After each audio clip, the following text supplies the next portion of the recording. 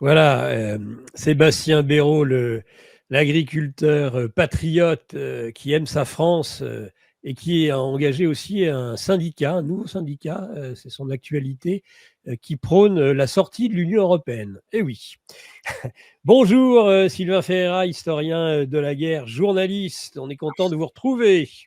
Bonjour Nicolas, j'ai des larmes de joie comme un certain BHL à vous retrouver ce matin pour parler des Atacams. Voilà, c'est ça, des attaques MS, c'est ça. Exactement, c'est le sujet, en tout cas, qui a été lancé par le New York Times, qui a été même en partie contesté par le Time. Et puis, il fallait pas attendre du moribond Biden, perdu dans la jungle amazonienne, qu'il nous éclaire réellement sur la position des États-Unis, du Pentagone. On a vu ensuite les Français et les Anglais courir après l'oncle Sam et dire et nous aussi on autorise, et puis finalement l'article a disparu subrepticement parce que finalement l'oncle Sam a peut-être pas autorisé, puisqu'en fait il a la possibilité de dire non à peu près à tout aujourd'hui. C'est triste, c'est vraiment très triste ce qui arrive. Ah bah Donc c'est surtout qu'hier soir on a vu Matthew Miller, le porte-parole du département d'État américain au cours du point presse, mettre un terme à tout ça comme d'habitude et comme je l'avais annoncé dans mon bulletin hier matin, c'est-à-dire qu'il a dit ah non mais de quoi vous me parlez, il n'y a pas de changement de stratégie, il n'y a pas d'update et donc voilà on vous tiendra au courant s'il y en a un. Il faut bien comprendre que le New York Times, c'est l'organe de presse officiel de la CIA. Hein, donc, c'est une partie de l'État profond soutenue par Madame Nuland, Monsieur Kagan et toute la clique des néocons, hein, des fous du sous-sol. C'est un de leurs organes de presse majeurs. Donc, ils ont fait cette petite saillie pour voir un peu comment tout le monde allait réagir. Bon, ils ont sorti Papy Biden 2 minutes de la naphtaline avec 90% d'humidité. On n'a pas très bien compris ce qui lui arrivait. Et puis, hier soir, comme je l'explique à chaque fois, le juge de paix qui est le Pentagone a sifflé la récréation, a dit c'est bon, c'est fini, oui.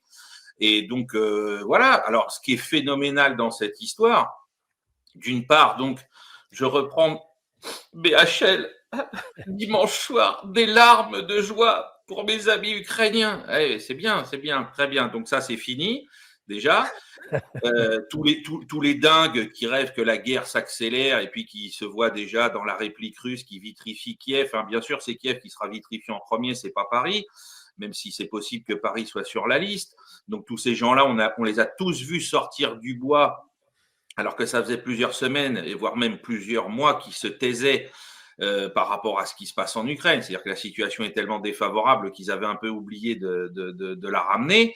Et donc là, on les a tous vus venir. Ah oui, ça y est, on y va, ça y est. Et puis, non, on n'y va pas. Hein. Par contre, vous, on vous a tous redémasqué. On peut toujours refaire une liste de qui appelle à la guerre avec le sang des autres. Hein, parce qu'on attend toujours leur côté André Malraux qui se réveille. Hein. Parce que j'oublierai jamais que tous ces intellectuels-là, en février 2022, quand on leur a dit, comme le petit Enthoven, alors, quand est-ce que tu fais ton Malraux, que tu montes une escadrille pour aller te battre aux côtés des Ukrainiens, ils n'ont pas été du courage la d'André guerre Malraux. d'Espagne. Voilà, ils se sont vite dit ah non mais moi je suis plus utile derrière mon clavier, bien à l'abri des balles, à quelques milliers de kilomètres du front. Hein, alors que le camarade Malraux, lui, il a fait le travail jusqu'au bout, qu'on soit ou non d'accord avec son engagement politique. Au moins, on peut reconnaître son courage. Et puis ensuite, on a vu, et ça c'est le plus triste pour moi, c'est de voir tous les gens qui sont pourtant à l'écoute de nos canaux, hein, du vôtre comme du mien ou d'autres canaux de réinformation, qui sont aussi tombés dans le panneau, dans cette espèce de panique. Voilà, ça y est, c'est l'escalade. Je voyais le camarade Kuzmanovic qui est en train de faire des émissions intéressantes en direct du G20 au Brésil ou d'autres qui sont là à jouer au jeu que la CIA veut nous faire jouer, bon sang de bois. Enfin, faut se réveiller 2 minutes. Hein. C'est-à-dire que de colporter ce narratif de peur, c'est faire plaisir à Madame Nuland. Hein. Quand on regarde les finalités des choses, c'est que Madame Nuland, elle se dit j'ai dû bien les refaire. Ils ont dû bien avoir la trouille et tout, et ils ont dû y croire. Voilà. Donc, faut arrêter avec ça. Le Pentagone est le juge de paix de tout ça. On en avait parlé, non pas dans notre dernière émission, mais dans la précédente, quand Oui, Starmer avait fait le kéké. Starmer, oui, vous allez voir, avec Macron, on va y aller. 48 heures après, le Pentagone, allô, c'est fini maintenant? Tu te calmes? Hop, c'est fini, tu te calmes. Voilà, c'est tout. Donc, ce qui est intéressant, par contre, d'un point de vue politique interne aux États-Unis, c'est qu'on voit bien que des gens veulent semer la zizanie encore et toujours par rapport à l'arrivée de Trump. C'est comme ça qu'il faut l'entendre. ouais. Alors, bien sûr, en Ukraine, on a même vu, j'allais oublier cet élément, on a même vu Zelensky lui-même, oui, c'est des paroles, mais on attend les actes. Et Enfin, c'est trop tard, et pas voilà, assez, trop tard. voilà. Lui, au bout d'un moment, il a quand même compris comment ça fonctionnait. Il a des limites, mais au moins là-dessus, il se fait plus d'illusions, le pauvre gars. Hein. Mais vous l'avez dit, je crois que c'est vous qui nous aviez dit qu'il avait probablement sauvé sa peau quand il Ah était oui, allé voir Trump. Il n'aura pas la balle dans la nuque que lui destinaient probablement ses soutiens d'aujourd'hui ou d'hier. c'est ça, voilà. Donc lui, tout de suite, il a dit non, si c'est Madame Nuland, on a compris depuis 2014 maintenant comment ils nous utilisent. Donc on va pas rentrer les deux pieds dans le narratif qu'ils sont en train d'essayer de nous vendre. Donc voilà, par contre, donc, ce qui est intéressant, c'est de voir, tiens, Trump a nommé maintenant quasiment tous les futurs responsables de tout ce qu'on peut appeler la défense et la sécurité, les services de renseignement depuis donc maintenant une semaine. Et là, on voit que certains qui sont peut-être pas contents de voir arriver tel ou tel individu dans 2 mois à la tête de leur administration, eh bien, se disent tiens, on va leur glisser encore quelques pots de banane pour voir comment ça fait effet. Voilà, c'est ça qui est intéressant, c'est en termes de politique intérieure américaine, ce que ça signifie. Mais maintenant, sur le terrain, mais alors ce qui est très intéressant sur le terrain, c'est que ça cache des réalités qui sont catastrophiques.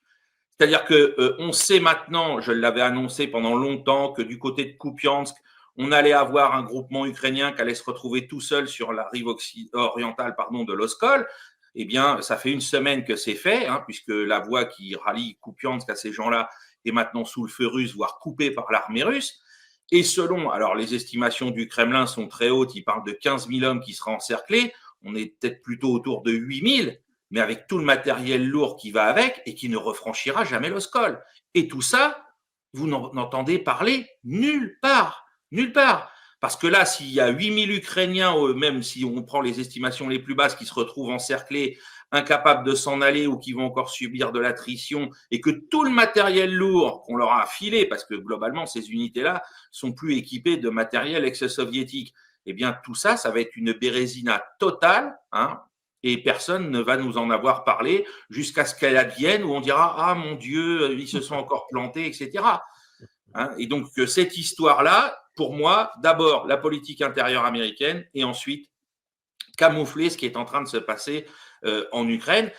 Qui plus est dans le timing, on voit bien donc les opérations terrestres et puis on voit bien, parce que là c'est encore la même chose, dans la nuit de samedi à dimanche, le feu du ciel s'est abattu sur l'Ukraine.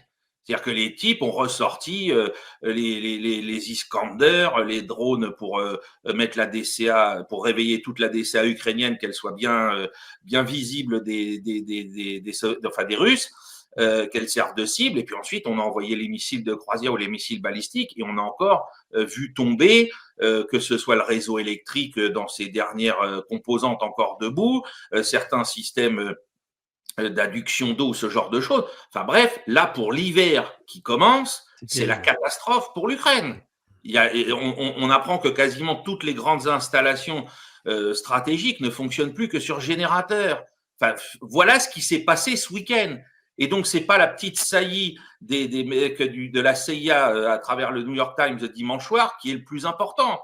C'est un écran de fumée. C'est ça qu'il fallait essayer de déceler dans cette opération.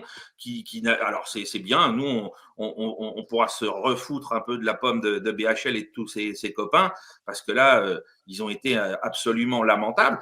Par contre, ce que moi je constate pour les populations russes de Belgorod notamment, et j'en ai déjà parlé chez vous, c'est-à-dire que là, on dit « Ah, mon Dieu, ils vont taper sur les Russes, etc., etc. » Mais la population de Belgorod, c'est la Russie. Et Belgorod, depuis l'automne 2022, se prend des missiles, des drones, des roquettes quasiment toutes les semaines. Et si on faisait le calcul à veille stratégique, on n'a pas eu le temps de se préoccuper de ça, mais peut-être que quand la guerre terminera, on le fera. Mais je pense qu'on a dépassé les 50 morts parmi la population civile de cette ville à cause de tout ça. Donc quand les gens viennent dire ah oui, les Russes ils vont pas se laisser faire parce que leur territoire est touché et se fait matraquer. C'est déjà le cas. C'est déjà le cas. Et c'est pas parce qu'on va changer de braquet en termes d'équipement pour le faire que la réalité pour les gens sur le terrain n'est pas déjà catastrophique. Maintenant, si on veut rentrer dans des considérations très militaires, oui, il est possible qu'on dise aux Ukrainiens qu'ils ont le droit d'utiliser des ATACMS avec une portée augmentée, mais pour toujours frapper, c'est ce qui était sous-entendu quand on lisait entre les lignes du New York Times, pour taper le secteur de l'oblast de Koursk, parce que là encore, la situation militaire est catastrophique. Voilà. Donc, et pourquoi on va leur donner des longues portées? Parce qu'on va les faire tirer de plus loin à l'intérieur du territoire ukrainien pour éviter les contre-batteries et les destructions des lanceurs. C'est ça la réalité militaire à laquelle il faut peut-être éventuellement se dire ah oui, on va leur donner des trucs qui portent plus loin, mais sauf qu'ils vont les tirer de plus loin pour éviter de se faire dessouder par les contre-batteries russes. Parce que aujourd'hui, comme moi je le rappelais hier, alors bon déjà en ce moment, les missiles avec la portée intermédiaire dont ils disposent, selon les estimations des renseignements russes, il leur resterait 8 roquettes, c'est-à-dire une salve. C'est pas grand-chose. Maintenant, qu'est-ce qui va être acheminé? Qu'est-ce qui est déjà acheminé? Et qu'est-ce qui a déjà été détruit dans les grandes frappes d'Odessa ces dernières semaines? Parce qu'on a vu qu'à Odessa, les Russes avaient fait des sacrés feux d'artifice, parce que quand on tape un dépôt où il y a des munitions, eh bien, on a des sous-explosions qui font qu'on comprend qu'on a vraiment touché au but. Et on sait qu'on a eu de magnifiques feux d'artifice à Odessa dans ce genre. Donc, on va voir combien de roquettes avec la portée augmentée vont arriver, d'où vont-elles être tirées, pardon.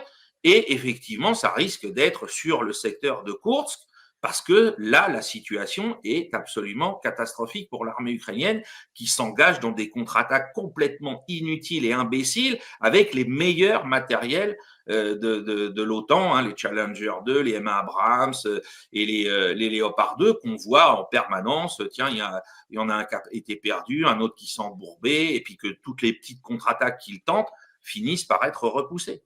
Alors, qu'est-ce que vaut l'argument des Américains, de la propagande occidentale, sur le fait que c'est la Russie qui escalade dans ce conflit avec la présence de soldats nord-coréens, justement, dans ce secteur de course? Qu'est-ce que ça vaut comme argument? Mais ils sont où les Nord-Coréens? Enfin, ça fait un mois et demi qu'on nous bassine avec ça, j'en ai toujours pas vu. On a eu une opération de péril jaune. qui était un fake total où on voyait des types sur Telegram avec des faux cadavres, avec des passeports complètement bidons, nous disant regardez, ça y est, il y en a qui ont été tués. Moi, j'ai des gens qui sont venus sur les canaux de veille stratégique nous dire ah, Tana, vous racontez n'importe quoi, ça y est, il y a eu des prisonniers. J'ai toujours pas vu les images. Et donc, on comprend que l'histoire des Nord-Coréens, puisque c'est ce qui est écrit dans le New York Times, a été conçue pour justifier l'idée qu'on pourrait donner des ATACMS avec une portée maximum aux Ukrainiens. C'est une histoire. Macron a relayé servilement hier. Voilà. Ah bien évidemment, bien évidemment. Mais moi, j'attends qu'on nous montre ces soldats nord-coréens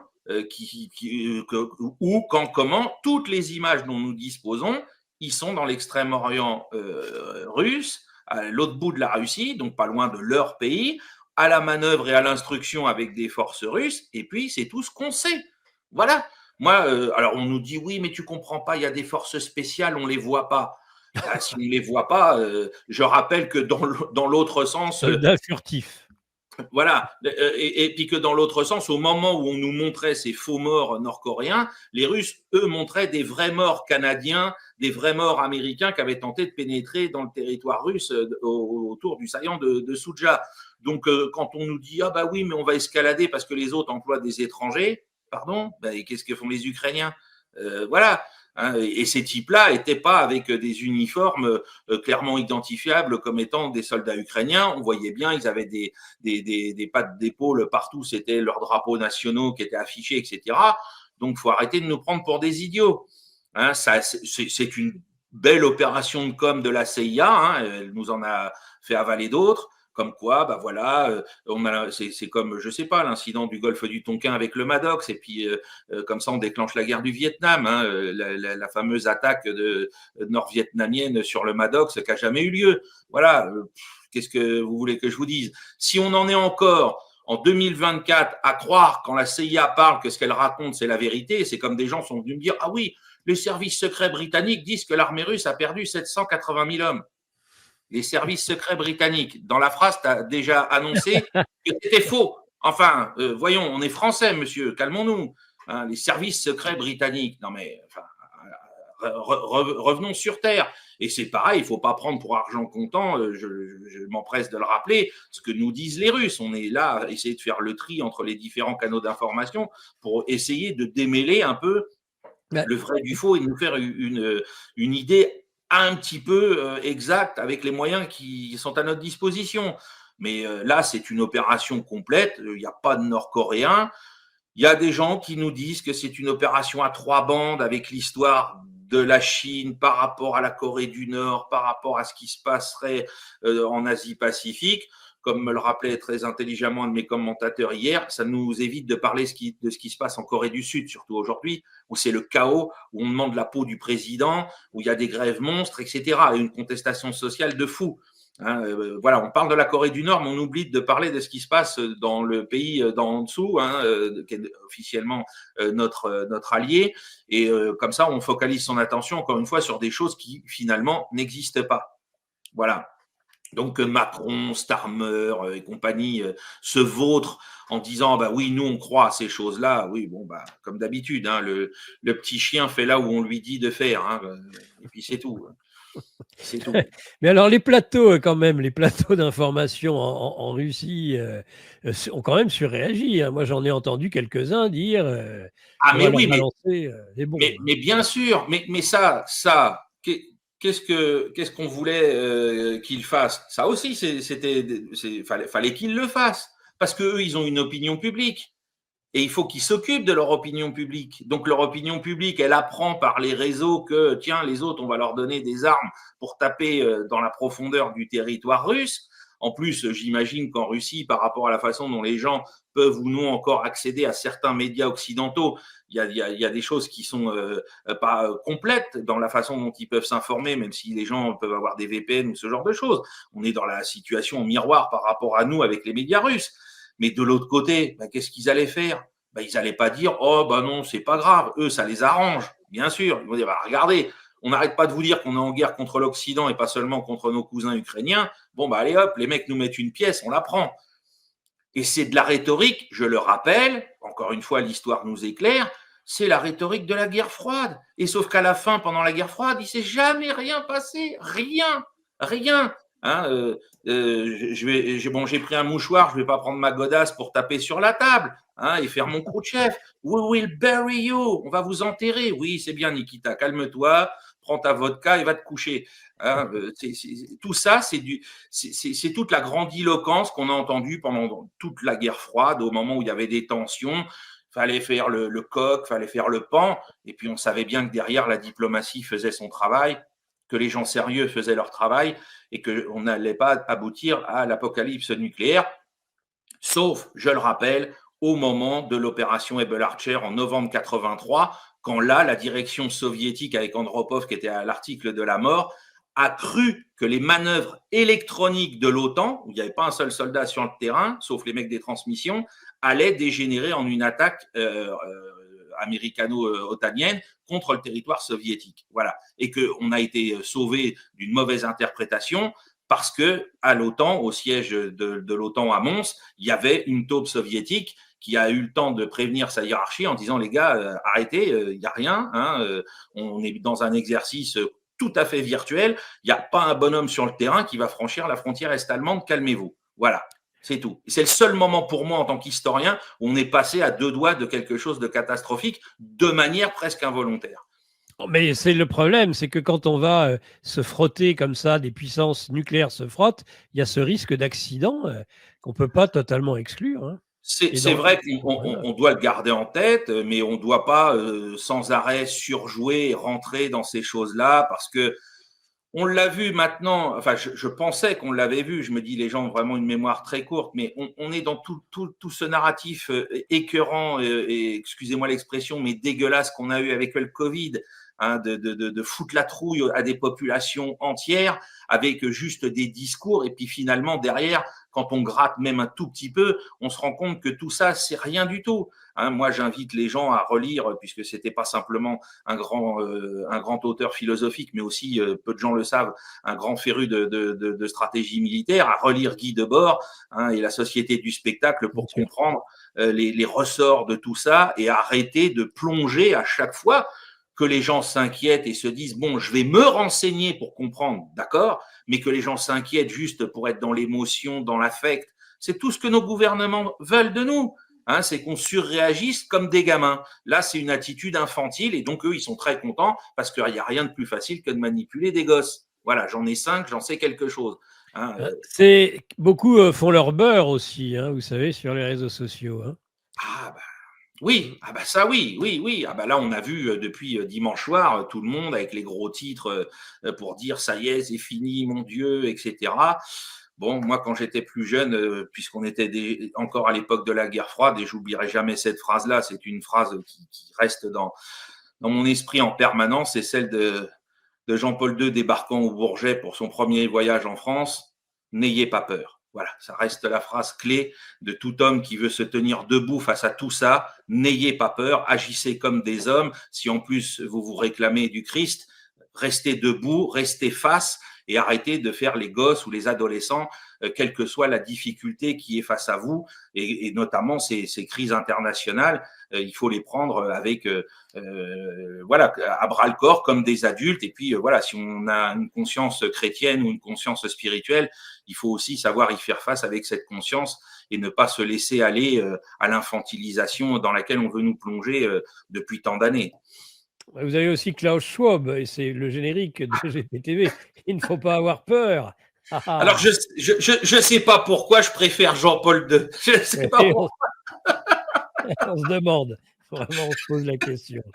Il y a des inquiétudes sur ces missiles dont Poutine a redit que de toute façon, ils seraient utilisés par les forces de l'OTAN, puisqu'il faut des servants, il faut des satellites, il faut des calculateurs. Est-ce qu'il y a un risque, alors, on va revenir quand même sur le scénario apocalyptique qui est développé chez certains en Russie, c'est-à-dire qu'il y aurait à peu près 5 centrales nucléaires qui seraient à portée de ces missiles. Est-ce qu'on peut craindre un acte désespéré mais si... Étant donné que, comme vous l'avez rappelé, c'est donc des gens de l'armée américaine qui peuvent mettre en œuvre ces armes-là sans trop de délai et avec une efficacité redoutable, et que c'est le Pentagone qui les dirige, je vois pas en quoi, à part s'il y en a un qui décide d'un seul coup de faire le Fugazi, on n'a aucune crainte à avoir dans ce domaine. Après, on a toujours eu les problématiques, comme ça avait été le cas avec la centrale de course que cet été, où vous avez un vecteur, là c'était des drones qui sont abattus par la DSA et qui peuvent retomber, mais alors à partir du moment où ils retombent, leurs capacités de destruction sont très limitées. Donc voilà, c'est tout ça, c'est vraiment de toute petite probabilité que quelque chose se produise.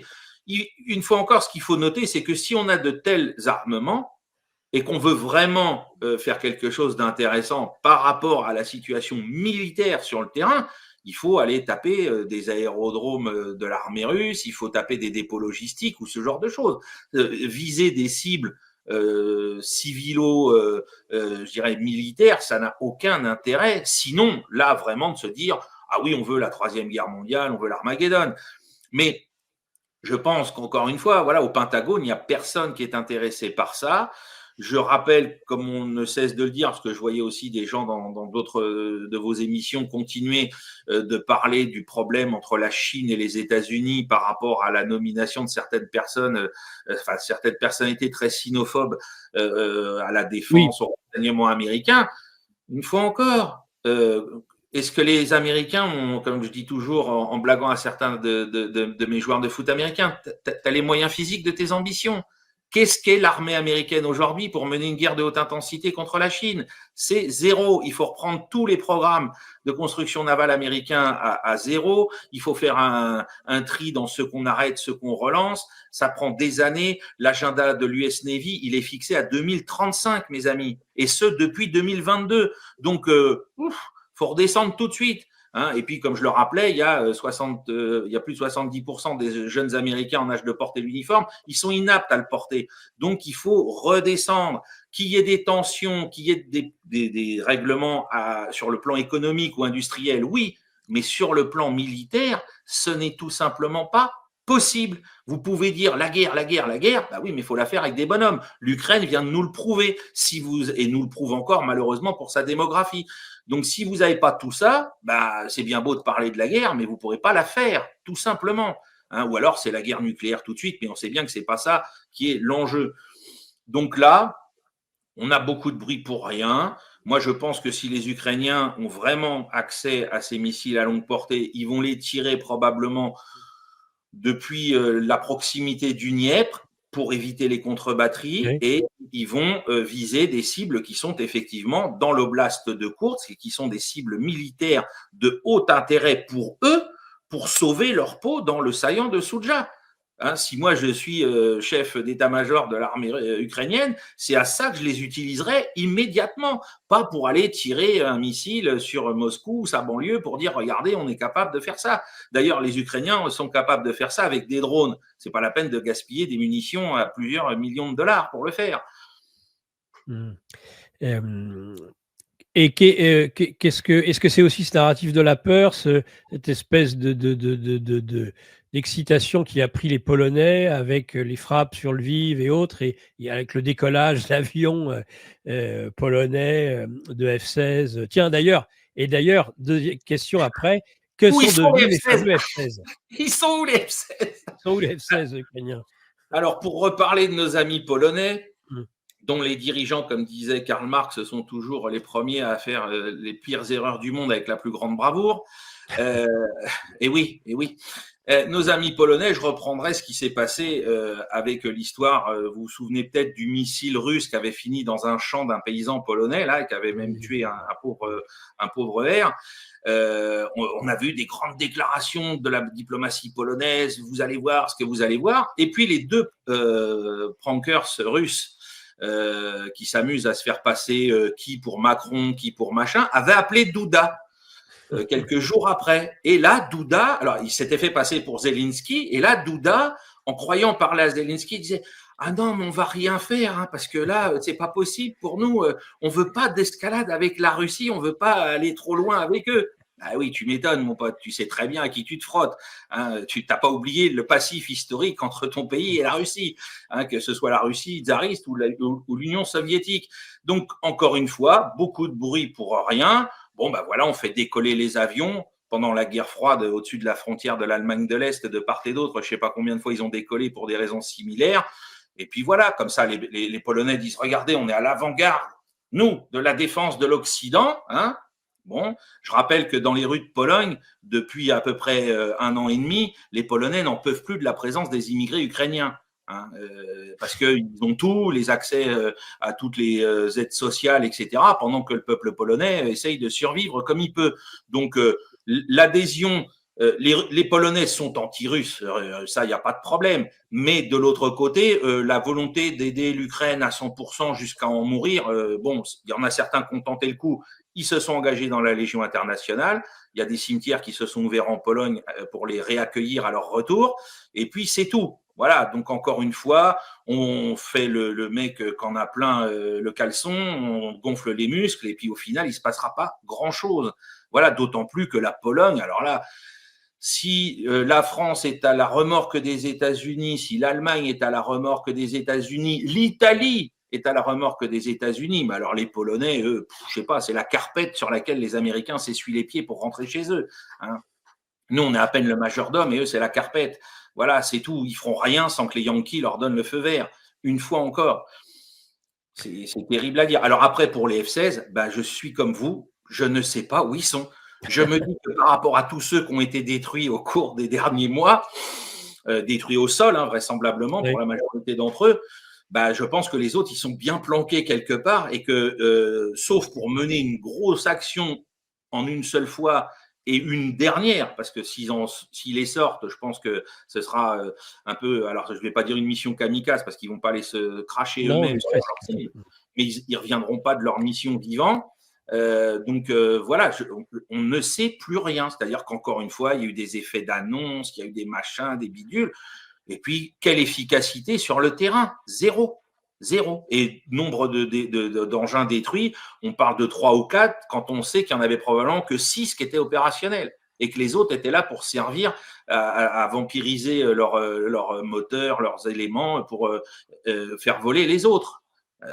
C'est terrible. Et on pense même qu'il y en a un qui a été détruit par la DCA ukrainienne, rappelons-le, hein, avec à bord le meilleur pilote ukrainien sur F-16. Bon, voilà, ça n'ira pas très loin. Et c'est comme là, parce qu'il faut en parler, je ne sais pas si c'était dans vos questions, mais il faut en parler. On a envoyé la 155e brigade qui porte le nom complètement usurpé Anne de Kiev, qui était à l'entraînement dans le camp de Mourmelon. On envoie ces gars-là, on a vu d'abord les types partir et puis maintenant les matériels sur voie ferrée, hein, les VAB qui datent de mon service militaire dans les années 80, qui sont les modèles à 4 roues les plus pourris dont aucun soldat français ne voulait. On réclamait tous les 6 roues, mais les 6 roues, on les a vendus, on les donnait pas à l'armée française. Aucun d'entre eux n'est protégé par des grilles anti-drones.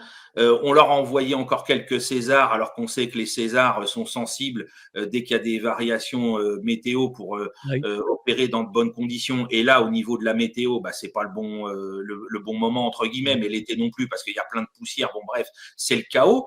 Donc, on est en train d'envoyer ces gars-là pour aller faire quoi? Parce qu'avec le matériel qu'ils ont, je doute pas de leur courage et de leur bonne volonté.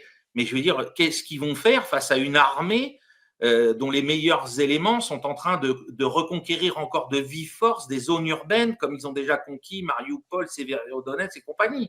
Qu'est-ce qu'ils vont faire? Ces gens-là, on est en train de les envoyer au casse-pipe avec un matériel, mais alors qui est encore plus inadapté que ce qu'on peut imaginer. C'est fou, c'est fou. Et alors, ce qui est terrifiant, c'est que ces gars-là, on leur a donné donc le logo, hein, on ne passe pas en mémoire de Verdun. Hein, alors là, je ne sais pas qui au ministère de la Défense. Ah bah ça, c'est la formule de... Bah, c'est Macron. Il aime cette formule. Il l'a sorti la même avec l'affaire Paty. Il sort voir les journalistes et il dit le no passaran. Et enfin, ils ne passeront pas. Et les gens traduisent à tort no passaran.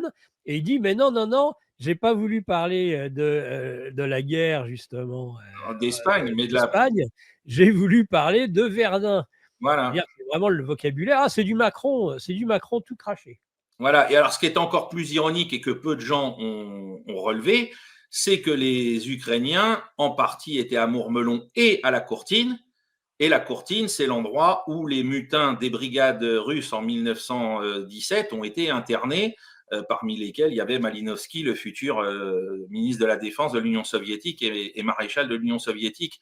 Il faut le rappeler. Donc, probablement que certains des ancêtres, parce qu'il y avait dans l'armée tsariste, bien sûr, des Ukrainiens, peut-être que certains de leurs ancêtres avaient fait un tour à la Courtine déjà en 1917, mais en tant que prisonniers. Donc, bon, on a fait dans le symbolisme les choses les plus débiles autour de ces pauvres hommes. Et je ne sais pas à quelle sauce ils vont être mangés une fois qu'ils vont arriver sur le front avec des matériels aussi obsolètes. Peut-être aller un peu sur les États-Unis et l'aspect politique intérieur aussi de cette information qui est sortie dans le New York Times. Qu'est-ce que ça dit de la passation du pouvoir entre les démocrates et Trump et ses équipes?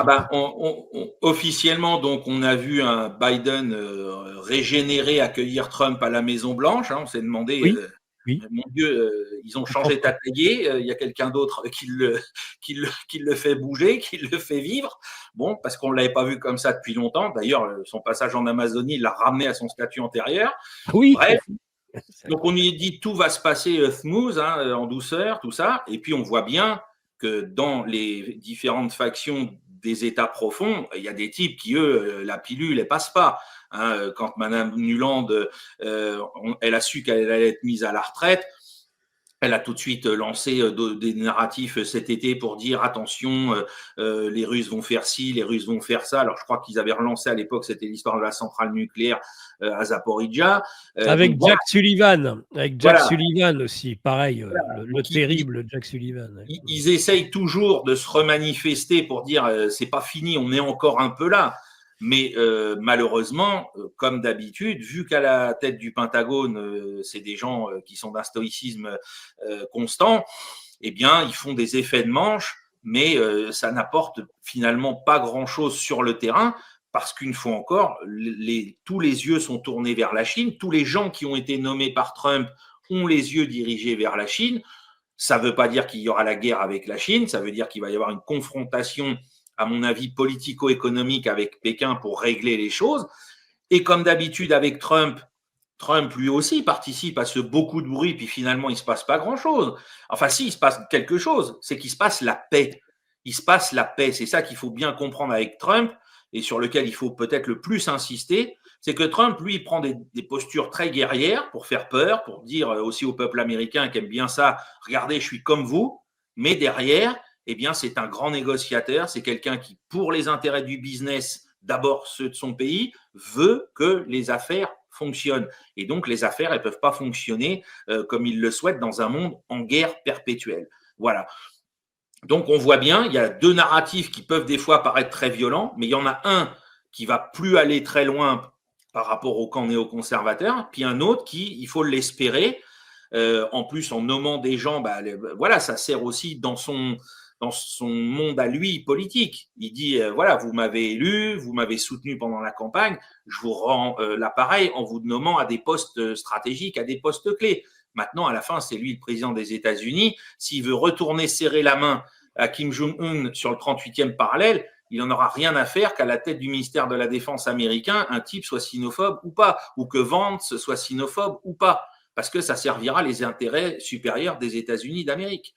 Voilà, c'est tout.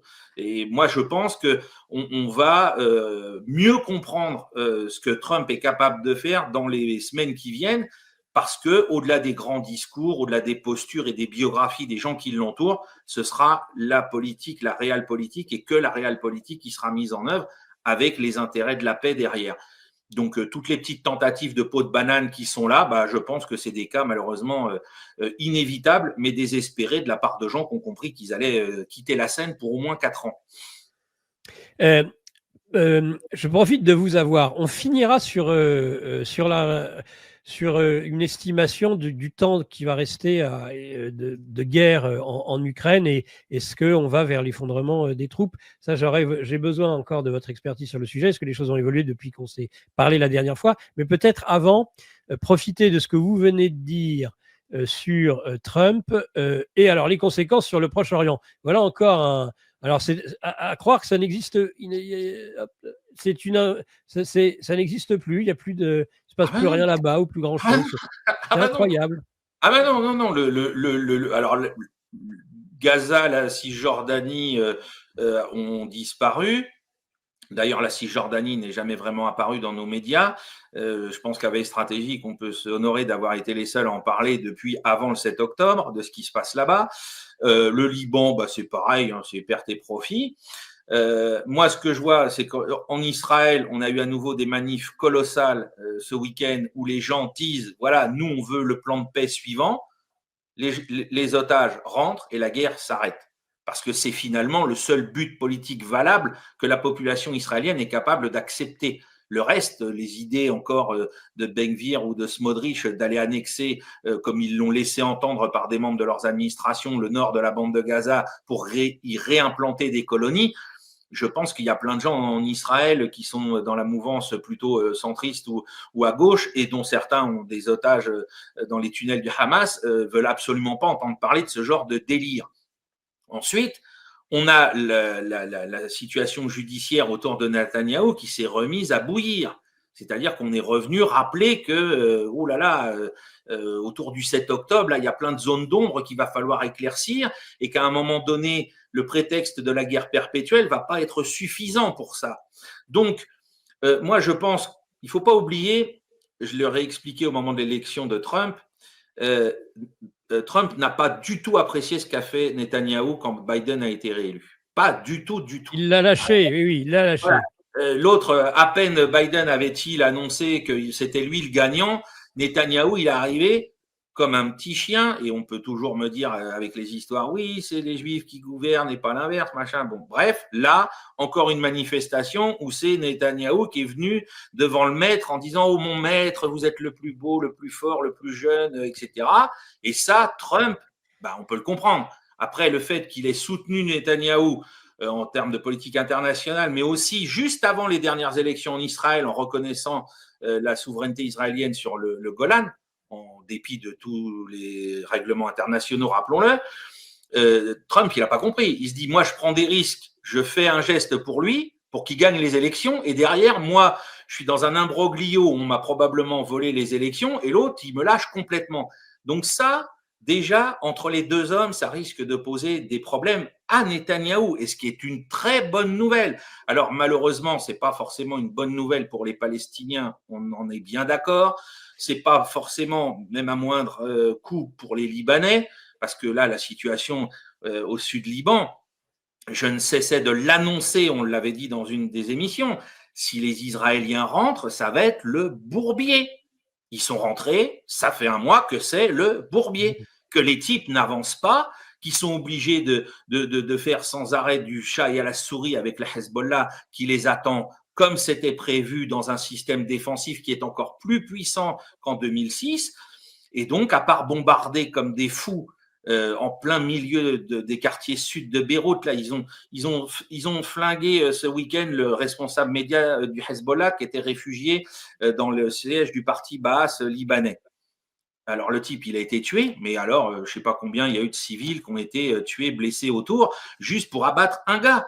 Quand on sait, je le rappelais hier, dans les années 60 et 70, la grande force qui faisait craindre et qui faisait admirer le Mossad et tous les services de renseignement israéliens, c'est qu'ils allaient chercher le bonhomme et ils avaient une inventivité folle pour ne flinguer que le bonhomme qu'ils voulaient flinguer. Hein, il y a eu des responsables du Fatah à Tunis, c'est avec le dentifrice qui se sont empoisonnés. Enfin, on est dans des trucs, c'était des James Bond.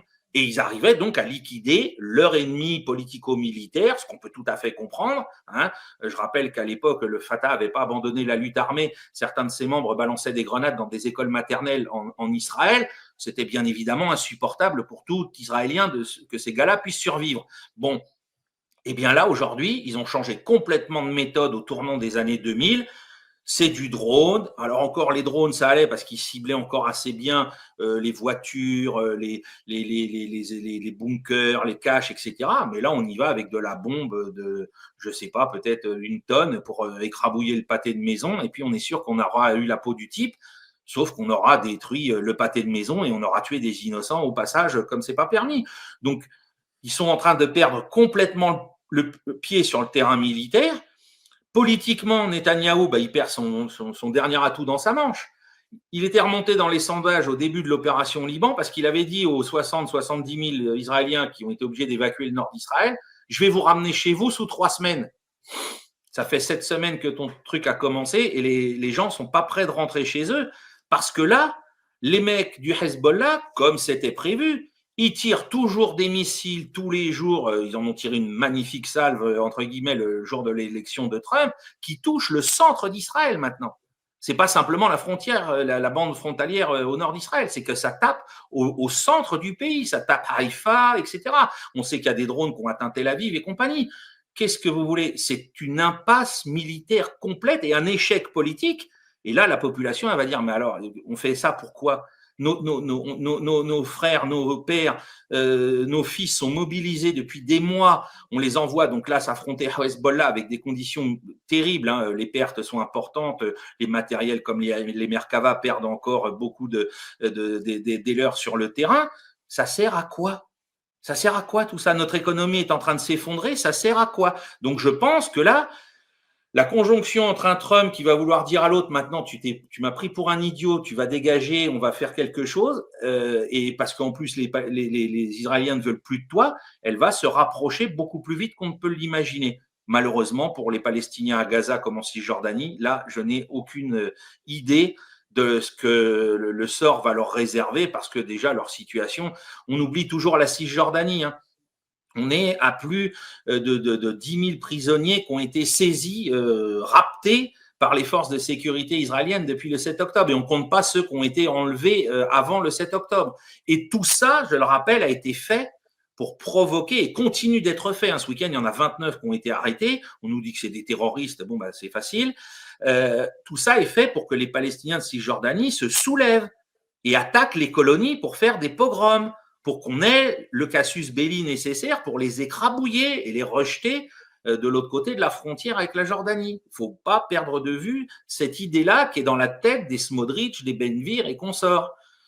Il faut remarquer la résilience des Palestiniens en Cisjordanie face à ça, parce qu'ils ont eu quelques répliques avec quelques attentats ou ce genre de choses, mais ils n'ont toujours pas, Dieu merci, attaqué les colons qui sont dans leur zone bunkérisée et protégée par l'armée israélienne qui était là au lieu de s'occuper de la frontière avec Gaza le 7 octobre, rappelons-le. Semble-t-il, oui. Oui, c'est ça.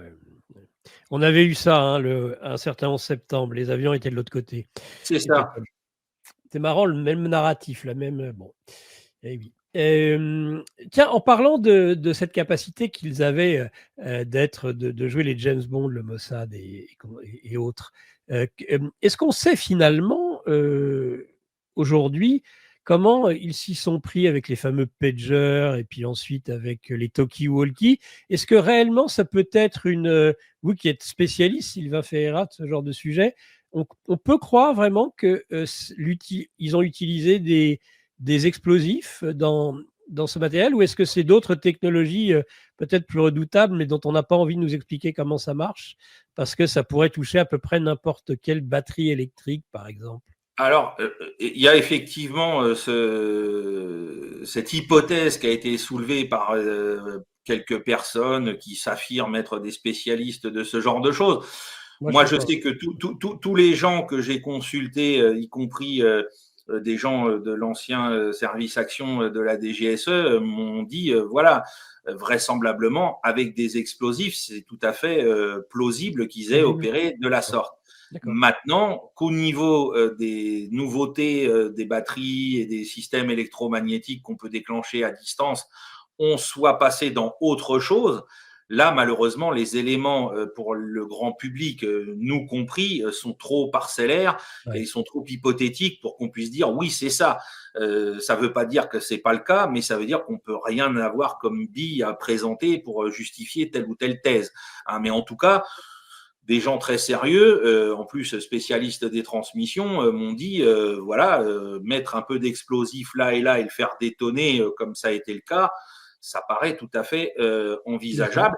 Rappelons que, par contre, par rapport au narratif qui nous a été servi au moment où ça s'est passé, des gens comme le colonel Beau, comme Thierry Messant ou d'autres nous ont rappelé que les gens qui ont été touchés par cette attaque-là appartenaient non pas à la structure militaire du Hezbollah, mais à la structure civilo-politique du Hezbollah, ce qui n'était pas du tout la même chose. Les gens du Hezbollah qui ont été éliminés l'ont été dans les attaques aériennes suivantes, qui ont commencé à décapiter toute la direction militaire des unités spéciales, etc., au cours desquelles ont été tués les derniers acteurs des affaires Drakkar, des affaires de l'attentat de la rue de Rennes, qui, comme n'arrêtent pas de le dire certaines personnes, étaient là. Ah oui, mais c'était pas le Hezbollah à l'époque. Non, mais ces gens-là étaient là et ensuite ont rejoint le Hezbollah.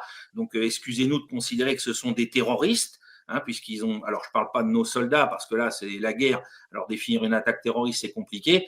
Mais les personnes qui ont été tuées rue de Rennes à Paris, elles, ont été victimes d'une attaque terroriste, dont certains des instigateurs et des auteurs étaient dans la direction du Hezbollah en septembre 2024 et ont été tués par les frappes israéliennes. Voilà. Donc, il ne faut pas oublier aussi cet aspect-là. Essayez d'être juste dans l'information, et c'est toujours votre cas, Sylvain Ferreira, et c'est aussi ça qu'on aime chez vous.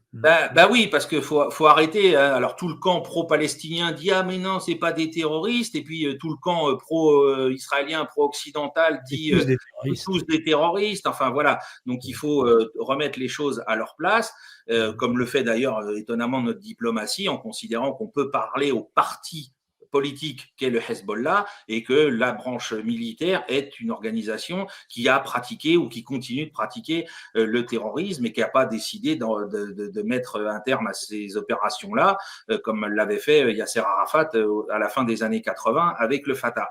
Voilà. Donc, mais aujourd'hui, techniquement, j'imagine que des gens travaillent sur des technologies nouvelles autour de nos téléphones portables pour les rendre sensibles à tel ou tel type. Quand on voit ce qu'on raconte tous, on l'a tous vécu. On a le téléphone comme là qui est en mode avion, tout éteint, tout machin. On parle d'un truc dans une discussion privée. On le rallume et on a la pub correspondante dans le fil d'actu Facebook ou ce genre de choses. Alors que demain, quelqu'un soit capable de déclencher un court-circuit électrique qui puisse être dangereux sur la batterie, bon, ben, ça n'étonnerait personne. Voilà, on en a pas la preuve matérielle, mais on se dit, voilà, c'est pas possible. Hein. Moi, j'en ai fait l'expérience. Ah oui. Ah oui, oui, et puis même avec mon épouse, c'est-à-dire que je lui parle d'un truc et c'est sur son téléphone que dans son fil d'actu, elle voit arriver le produit. Enfin, vous voyez, c'est des trucs démentiels. Bon, et avec les téléphones éteints, je le rappelle. Hein, oui, non, mais c'est ça, avec le téléphone éteint, oui, c'est pas censé nous écouter. Voilà, c'est ça. Non, l'intelligence artificielle nous écoute pas. Donc, bon, que des moyens plus modernes d'activer nos batteries pour les rendre létales ou en tout cas dangereuses soient mises en œuvre. Je dis, bah, c'est pas, je balaye pas ça du revers de la main en disant non, c'est des racontards. Maintenant, la preuve, il faudra la faire plus tard. Merci Sylvain Ferreira. On termine, il nous reste une dizaine de minutes justement, sur la prospective de la guerre en Ukraine. Est-ce que une offensive importante est à prévoir durant l'hiver qui pourrait mettre fin de toute façon à la guerre? Peut-on même imaginer que la capitulation de l'Ukraine soit obtenue avant même les cérémonies d'intronisation de Donald Trump le 20 janvier à la Maison-Blanche? Alors, la première chose, c'est que comme je le dis à chaque fois qu'on se voit et je le répète dans nos émissions, l'offensive russe ne s'est jamais finalement arrêtée depuis l'attaque d'octobre dernier, enfin d'octobre 2023 sur Avdiivka. On est dans une séquence offensive qui est assez inédite dans l'histoire militaire, en se projetant sur plein de secteurs différents et en les faisant tourner au gré des facilités qu'offre la résistance ukrainienne face à l'armée russe. Aujourd'hui, on voit que dans le secteur de Pokrovsk, dans la continuité de ce qui s'est passé à Avdiivka, c'est le secteur majeur dans lequel les Russes déploient leurs principaux efforts. Et de temps en temps, quand il y a un autre secteur où ils voient qu'il n'y a pas de résistance du côté ukrainien, ils foncent. C'est ce qu'ils ont fait à Kupiansk jeudi dernier. C'est ce qu'ils ont fait ce week-end à Chassov Yar. Et il n'est pas dit que d'un seul coup, ce genre d'attaque, comme à Kupiansk, et là, voilà, on a nassé plusieurs brigades ukrainiennes pour un montant entre 8 et 15 000 hommes avec tout le matériel lourd qui va avec. Si ces gars-là sont vraiment encerclés et ne peuvent plus repasser ou repassent juste avec, comme disaient les anciens dindos, leurs bites et leurs couteaux, ils serviront plus à rien. Voilà, et ce sera une défaite cuisante pour l'armée ukrainienne. Hein. Symboliquement, ce sera très fort. Et ensuite, dans le secteur de Pokrovsk, on l'a vu, ils ont fini par prendre Selidové. Demain, je pense qu'ils vont prendre Khorakhové. On voit qu'ils sont en train d'encercler Novosilka. Et dans le fameux secteur du saillant de Vremivka, ils ont lancé des attaques préliminaires comme on appelle en termes militaires, des reconnaissances actives pour essayer de tester le dispositif ukrainien. Donc, il n'y a pas de raison que demain, dans ces zones-là où ils ont accumulé beaucoup de monde, ils se lancent à nouveau dans une offensive d'envergure. Tout comme, connaissant les Russes avec la Maskirovka, ils font peut-être ça juste pour attirer des réserves ukrainiennes ailleurs, d'ailleurs vers ce front-là, pour pousser dans une autre direction. Parce que ça aussi, c'est une hypothèse. Je rappelle, cet été, après qu'ils aient attaqué à Kharkov, on nous disait ils vont attaquer à Soumy, ils ont mobilisé du monde à Soumy, et c'est les Ukrainiens qui les ont pris de vitesse. Est-ce que là, avec cette histoire de Vremivka et donc de la zone de Zaporizhzhia, c'est la même chose? Les semaines qui viennent, peut-être les jours qui viennent, vont nous le dire. Mais à Pokrovsk, dans la zone de Pokrovsk, la grande zone de Pokrovsk, entre on va dire Pokrovsk et Novosilka, on a des actions, enfin voilà, les Ukrainiens reculent tous les jours, les villages sont conquis tous les jours, et on a des micro-encerclements tactiques qui s'opèrent, et on se demande encore pourquoi les Ukrainiens s'évacuent pas de ces zones-là pour se replier sur des lignes géographiques plus favorables et continuent de se faire concasser parce qu'ils servent le but de guerre russe premier qui est l'attrition de l'armée ukrainienne.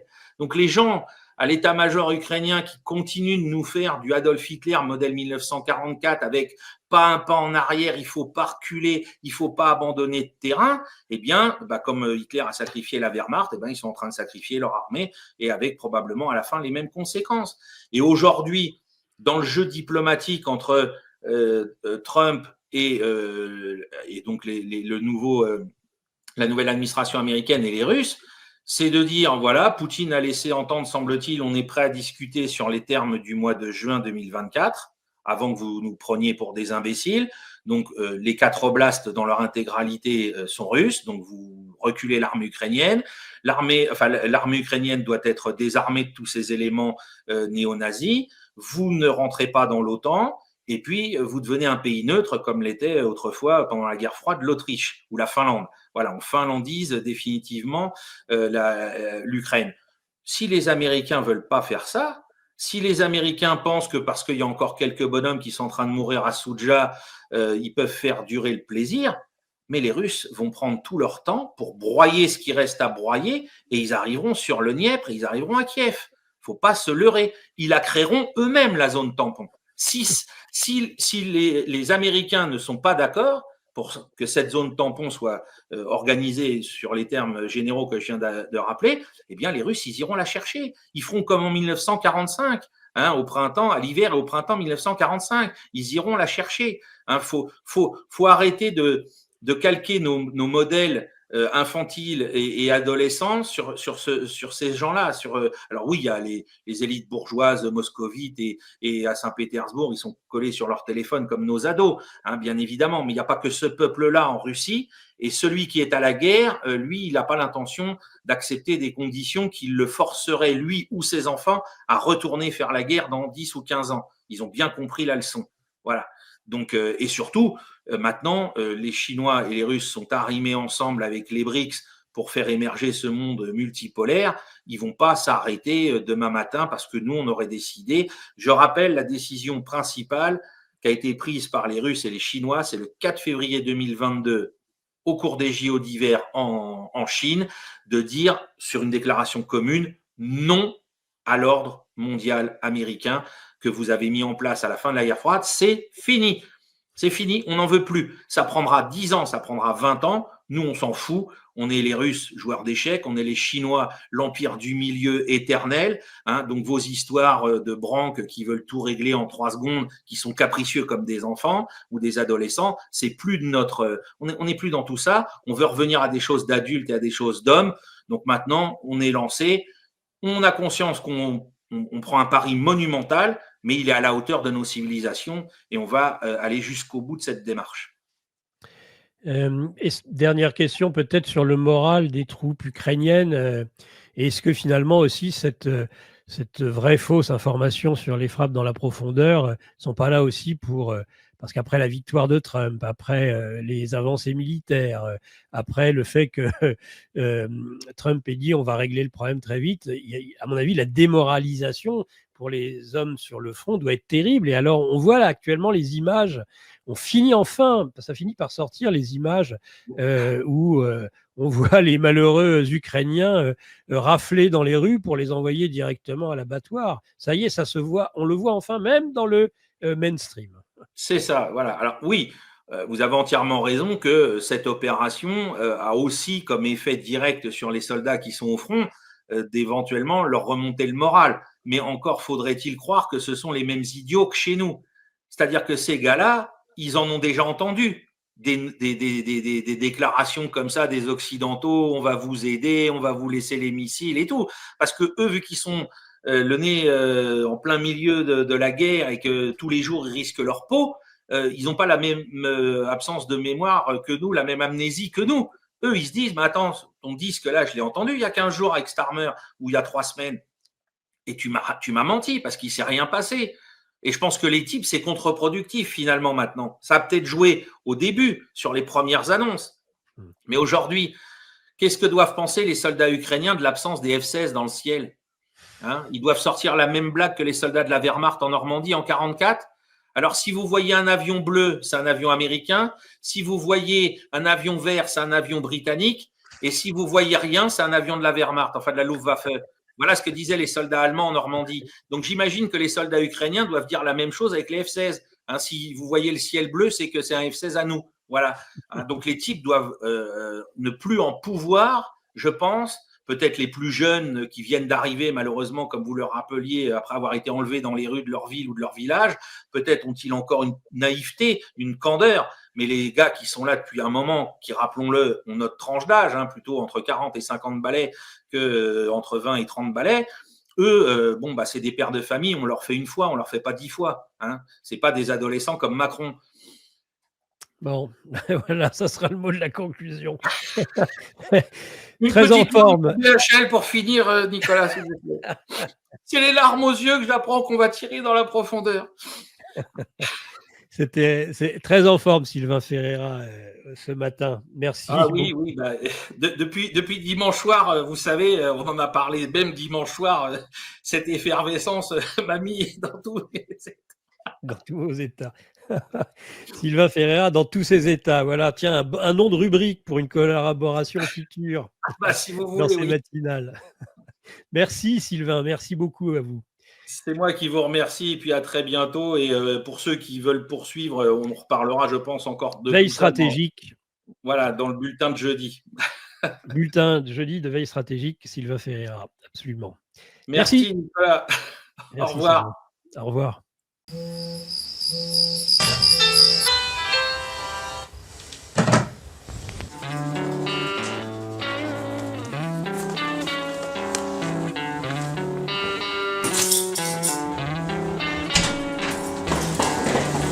Malgré la routine de la vie quotidienne, on peut trouver un autre univers dans la lecture. Un livre est une amitié, comme disait Proust. Il nous accompagne partout et nous transporte plus loin que nous pouvions espérer. Ça semble un peu cliché dit comme ça, mais oui, la lecture change la vie. C'est pourquoi avec Géopolitique Profonde, on vous propose notre revue mensuelle. En plus d'avoir les meilleures expertises sur les sujets essentiels de notre société, il y a aussi des solutions financières pour s'émanciper du système. On essaie de changer la vie de ceux qui nous lisent, intellectuellement comme matériellement. Quand les intérêts rencontrent la sympathie, c'est souvent une nouvelle amitié qui commence. Car on n'est pas là pour vous raconter des histoires, mais pour vous aider à écrire la vôtre.